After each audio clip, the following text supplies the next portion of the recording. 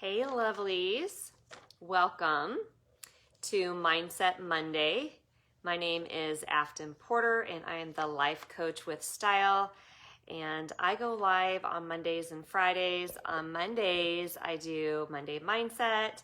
On Fridays, I do Fashion Fridays. So, how are you doing? Today is my husband's birthday, so shout out to him. How is the weather cooler where you guys are at? I kind of wanted to talk a little bit about, I'm going to start off talking a little bit about our seasons. Right now in our season, we are getting ready to go into fall. Weather-wise, climate-wise, we've had our spring, our growing season, and planting season. Well, actually, spring is the planting season where we're preparing the soil, getting ready for the seeds, planting the seeds, watering the seeds, and that. And then the summer is the big growing season where the plants are doing the work, right? They're growing. And in the fall, we're harvesting the fruit of our labor. And in the winter is kind of the time of rest and restoration and just quiet. And during this whole 2020, I'm not sure where you're at. I know for me, I've gone through quite a few different phases where I needed to come in and just rest and watch and reevaluate. And then as different times, it was like, okay, it's go time. It's time to feed into my community. It's time for me to reach out. And so there's these different phases. And that is also true, right? With us emotionally, where we go through these stages. You might think of a time when it was like your sowing season, where you're planting, where you're preparing, and other times where it's like a growing season where you've taken all the information that you've learned and you've read about, and then you're going into the growing season where you're growing and you're actually implementing those things that you've learned. And then the harvest time, right? That's the time where you're enjoying the fruit of your labor. And we're coming up to our fall is the harvest time where we're with climate wise, and then we go kind of into this rest time. So wherever you're at, I want you to think about that, because it was a little cool outside, cool for Arizona. I don't know what it was, maybe 65 early this morning when I got up to work out.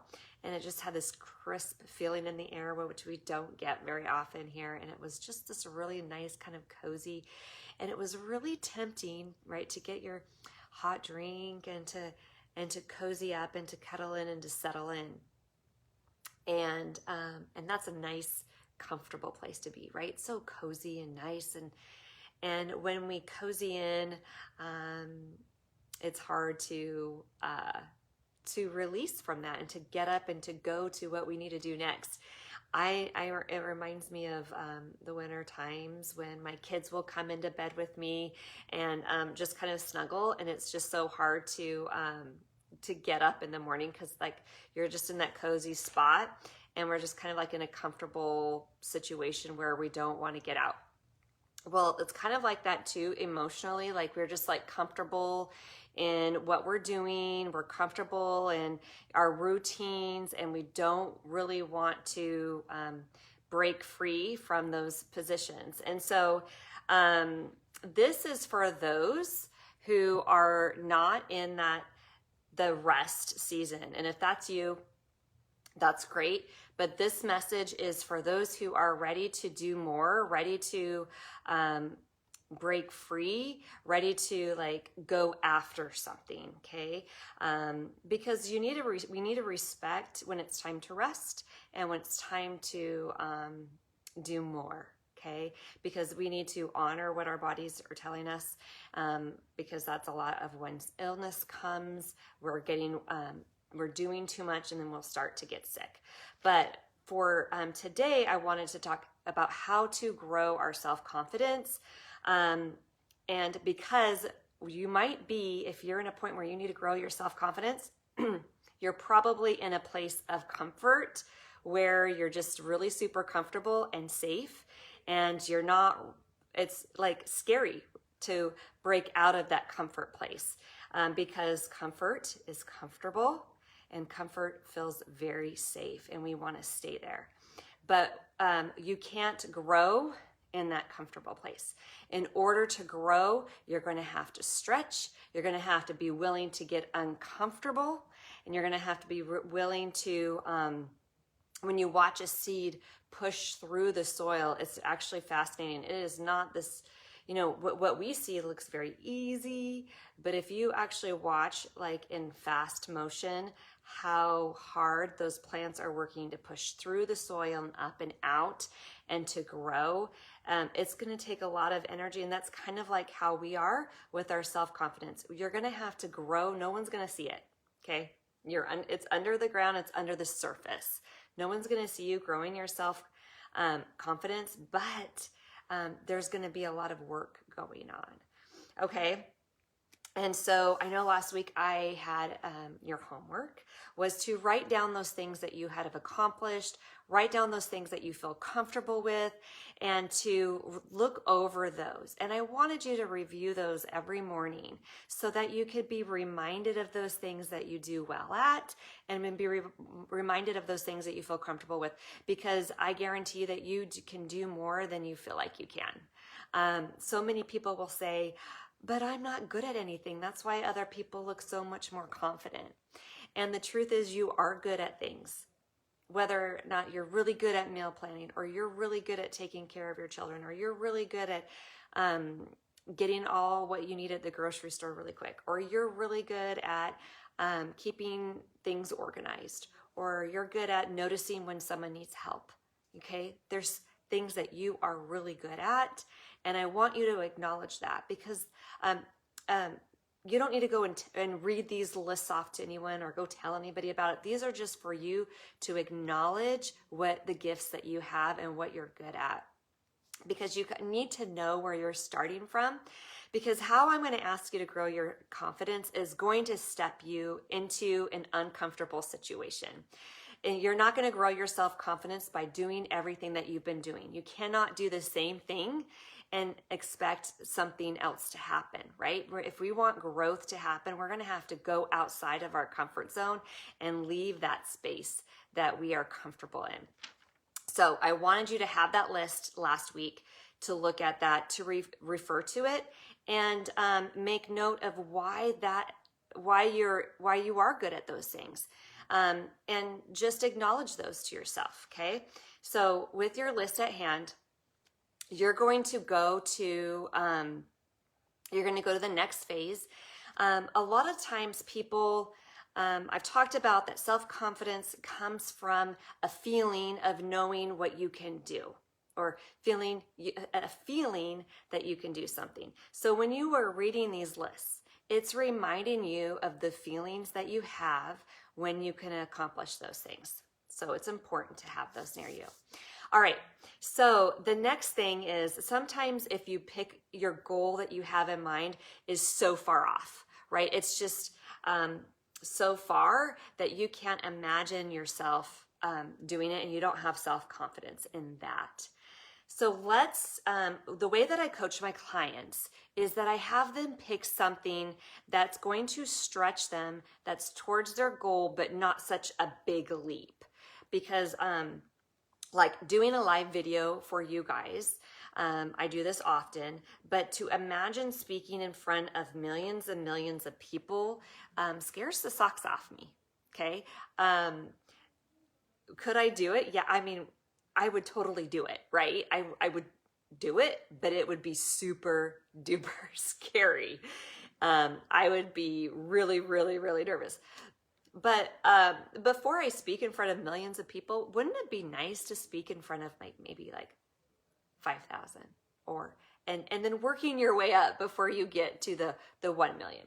So, or the whatever I said, 100 million. I don't remember what I said. But there's steps. So I've had people ask me, Afton, how do I get to the point where I have more self-confidence in doing these things? Like, yes, we get self-confidence from doing, right? Because we look back and say, oh, I have confidence now. I can do that because I just did it. But sometimes it's hard to do something, to get ourselves to do something, to get the confidence that we can do it. So I coach them to take the next step that's going to stretch you, that you don't want to do, but stretches you. And let's pick that next thing to do. Let's do the next thing, and then do the next thing, and then do the next thing until you're speaking in front of 100 million people, whatever. So that's what I want for you to do. I want you to pick the next thing that's going to stretch you that you don't want to do. Now, it has to be something that's going to stretch you that you feel uncomfortable with, and you get this pushback like, ooh, I don't want to do that. Because that's what your brain's going to do if it's going to be hard, if it's going to stretch you a little bit. It wants you to stay safe. It wants you to stay comfortable. So we need to get our brains, just know that that's going to happen. If you're expecting that to happen, then it's easier to do, right? If you're just kind of aware of what's going to happen. So we're going to pick the next thing that's going to stretch us that we don't want to do. It's not going to be something that you don't want to do, like cleaning your toilets. Like, you have confidence that you can clean your toilet, but you don't want to do it. It's not like that. It's got to give you butterflies in your belly, okay? You got to have that feeling. If you don't have that feeling, you're not picking a goal that's hard enough to do, okay? But towards a goal, a bigger goal that you have planned in your life. Okay, I don't know what that is, but when I work with my clients, I help them set that up. But I want you to pick something that's gonna, bring that butterflies to your feeling, something that you don't want to do. And when your brain says, I can't do that, I don't want to do that, then you need to change. What do you need to change? How we think, what we're thinking about, because our feelings is what gives us our self-confidence. Our feelings is what gives us our confidence, and our thoughts is what gives us our feelings. So if we want to go do that goal that's giving us butterflies in our belly, we need to have the thought that of someone who has self-confidence is going to be thinking. We need to have the thought, I can do this. It's okay. And remember, we talked about last week, we go eat and we spill on our shirt, or we dropped it on the floor, and we don't think, oh no, I don't know how to eat anymore. I don't know if I could eat my next meal. No, we don't ever think that. We just think, oh shoot, I spilt that. I'm going to clean that up, and I'm going to eat when I'm hungry again, right? And so what your goal is that's giving you the butterflies, you're going to change your thought of I can do this, and I'm okay whatever happens. It's going to be all right. And I'm going to go out there, and I'm going to put my best foot forward, and I'm going to go for it. No matter what happens, I'm not going to beat myself up. I'm not going to call myself names. I'm not going to say I'm this or that or whatever just because you spilt that thing on the floor or whatever, or you didn't quite reach your goal, or you messed something up. You're going to be nice to yourself, and you're going to tell yourself, I can handle whatever kind of feelings that come up when I go and do that, right? You could handle whatever kind of feelings come up when you spill your drinks, or you drop something on the floor, and you don't think, oh no, I'm not going to be able to eat, right? So go ahead and pick your next goal. That's your next best thing that you need to be doing towards your big goal, your big scary goal, right? And as you do something every day, okay? So if the only thing that's different between you and that person that you admire, that you think has a lot of self-confidence, is they've just done that thing more times, and they're just farther along. And I guarantee that person that you admire that has all this self-confidence, they too have the same exact same feelings as you. They have the same fears as you do. It's just about something else, right? And the only way that they're going to continue to grow is just like you, by doing something that's scary, by doing something that gives you butterflies, by doing something that's out of their comfort zone. It's out of your comfort zone. And that is how we grow our self-confidence, by doing things by experience, by knowing that we're going to be okay no matter what happens, and doing and keep growing, keep doing something new and out of our comfort zone. And as you take the next step and the next step and the next step, your confidence is going to be growing. You're going to be getting closer to your goal, and then you'll be you'll be getting greater self-confidence and reaching your goals. So let me know if you have any questions about that. If you are not part of my community, the Style Guide Society, be sure to join my group in there. We talk about style, we talk about fashion, we talk about mindset, and living the life that we love. And I hope you guys have a great rest of the day.